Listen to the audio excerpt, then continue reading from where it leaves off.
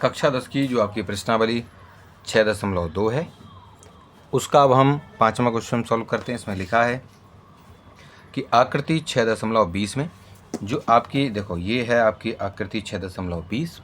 इस आकृति में आपको बताया गया कि जो डी ई लाइन है, कहाँ है डी ई लाइन, देखो ये रही डी ई लाइन। ये जो डी ई लाइन है वो आपके समांतर है ओ क्यू के। ओ क्यू कहाँ जी, ये रहा ओ क्यू।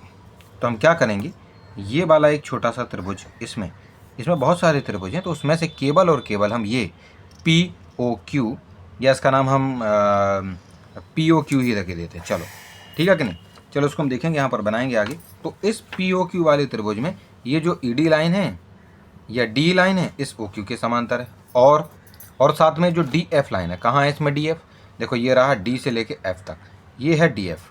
तो ये जो डी एफ है वो आपके ओ आर के समांतर है। ओ आर किधर है, ओ आर के समांतर है, यानी इस वाले त्रिभुज में पी ओ आर वाला ये जो त्रिभुज, इतना त्रिभुज आपका बनेगा, उसमें ये वाली जो लाइन है वो ओ आर के समांतर है।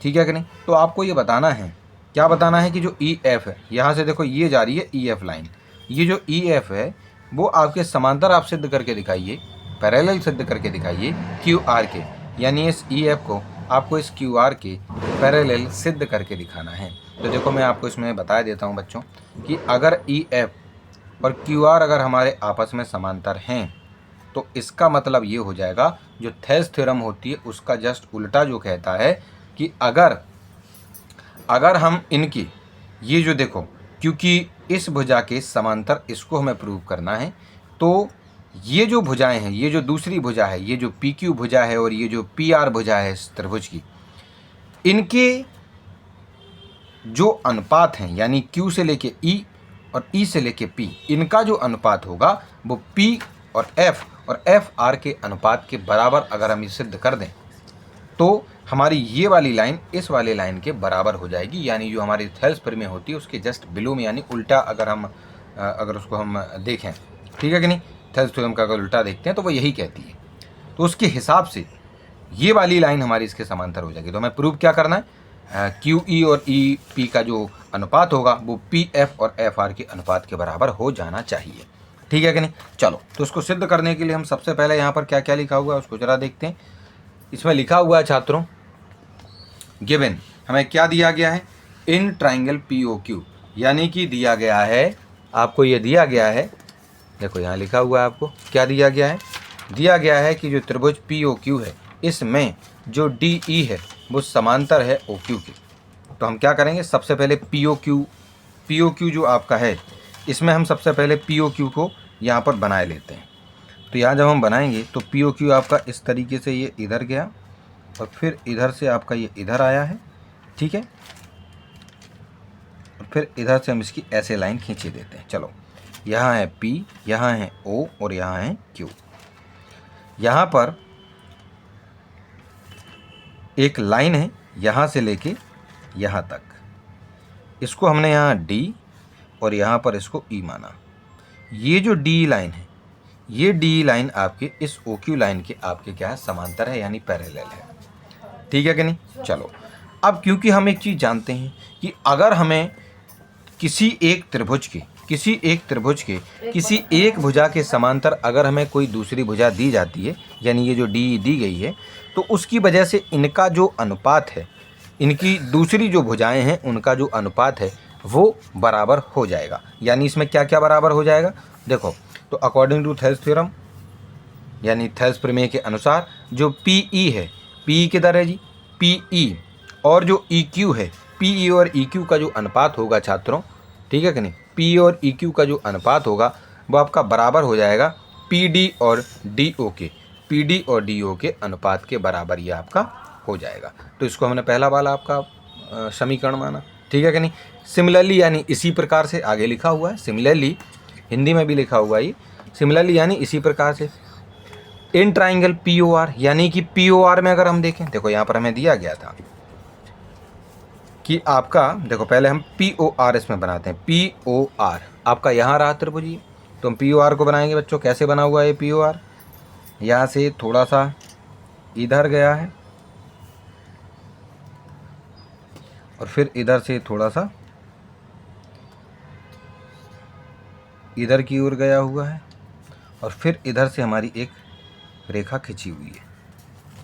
चलो ये थोड़ा अगर स्केल से बनाते और सही बनता ही। चलो अभी काम चलाऊ बन गया ही P, और यहाँ पे हमें मानना पड़ेगा, या इसको हटाते हैं यहाँ पे पहले। चलो यहाँ पे दोबारा बनाते हैं, ठीक।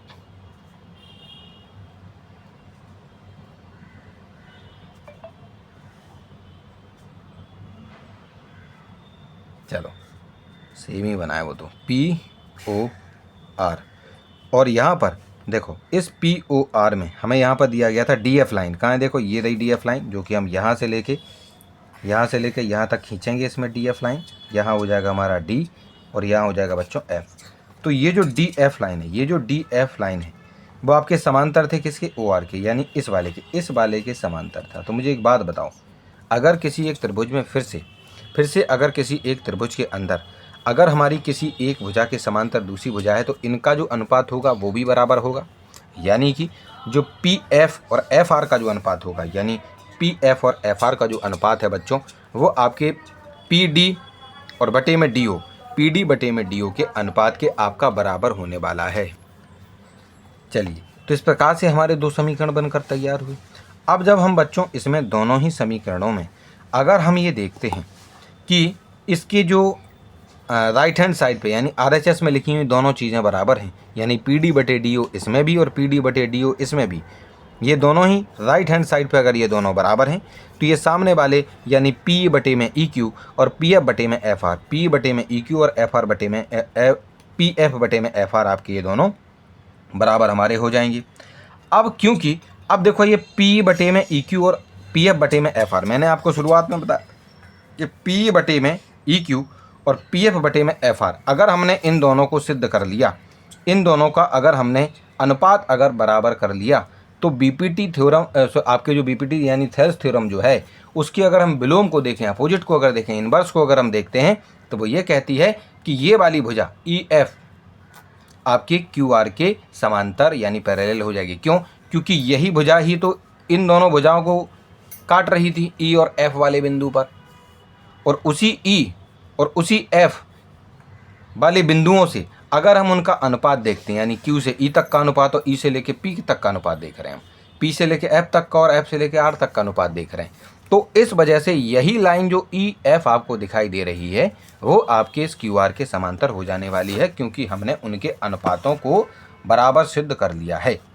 अब क्योंकि हमें त्रिभुज PQR में देखना पड़ेगा, पूरा का पूरा हम त्रिभुज PQR देखेंगे, उसमें अगर हमारा ये जो ऊपर लिखी हुई चीज़ें P बटे में EQ और PF बटे में FR अगर बराबर है, तो फिर according to the converse of Thales theorem, यानी कि अगर हम ये देखें क्या लिखा हुआ है, यहाँ लिखा है इसीलिए आधारभूत समानुपातिकता प्रमेय के विलोम से जो EF है, ये जो EF है वो इस QR के समांतर हो जाने वाला है। ठीक है कि नहीं? चलिए, तो इस प्रकार से आपका ये जो 5वां वाला क्वेश्चन है, इसमें जो हमसे सिद्ध करने के लिए कहा गया था, वो हमने इसमें सिद्ध यानी प्रूफ कर दिया है, और ये आपका क्वेश्चन सॉल्व हो गया है।